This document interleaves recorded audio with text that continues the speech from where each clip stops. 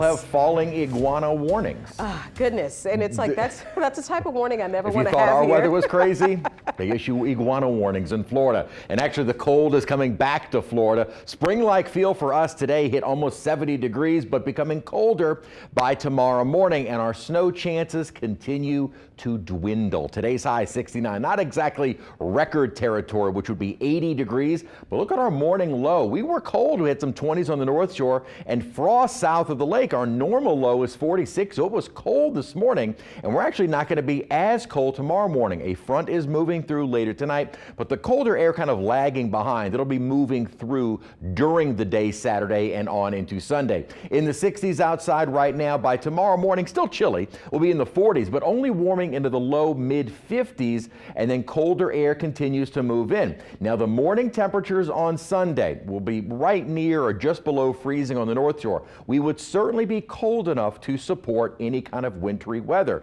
The problem is you got to get that cold weather along with moisture to coincide, and that just does not look very likely. Here comes our next surge of colder air, and as I mentioned, the real cold is still well to the north, so that doesn't really start moving in until throughout the day Saturday going into Sunday morning. And the core of this is staying to our north and moving toward the East Coast. But we are definitely in for a cold morning Sunday, but also not anywhere we haven't been already. So the cold air settles in. So does it coincide with the moisture? The models are in now perfect agreement saying no, it will not. We'll have cloudy skies, but in terms of rainfall, along with that colder air moving in, is all offshore. As the moisture continues to surge along the East Coast, that's when the core of that cold arrives, and that's when it changes over to any wintry weather. That was the GFS. Here is the Euro. Again, by the time the coldest of the air gets to us early Sunday morning,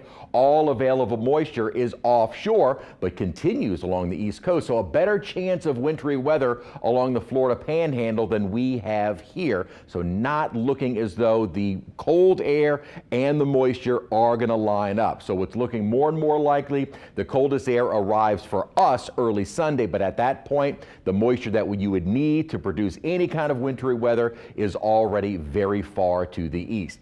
Could see a few spotty showers during the day tomorrow with this front, but during the day tomorrow, we're not expecting any chance of wintry weather. Temperatures will be in the 50s. That colder air starts moving in kind of throughout the day tomorrow, and again, kind of rebounding only into the mid 50s by the afternoon, and then quickly falling as we go later into the evening and night. And again, kind of breaking down the timing. This is when some of the coldest air settles in. Where is all the moisture? Already offshore. So the better chance of any kind of wintry weather is going to be a little bit farther to the east. To be perfectly honest, you'd have a better chance of becoming the king of England than we do of seeing any kind of wintry weather in southeast Louisiana. It just ain't going to happen. 54 our high, so it stays pretty chilly all day tomorrow, but even colder on Sunday, even under sunny skies. We begin the week cold, 20s and 30s with a high of 59. Another weak front keeps us pretty chilly on into Tuesday, but by Wednesday, Thursday, the 60s, could see another weak front toward the end of next week.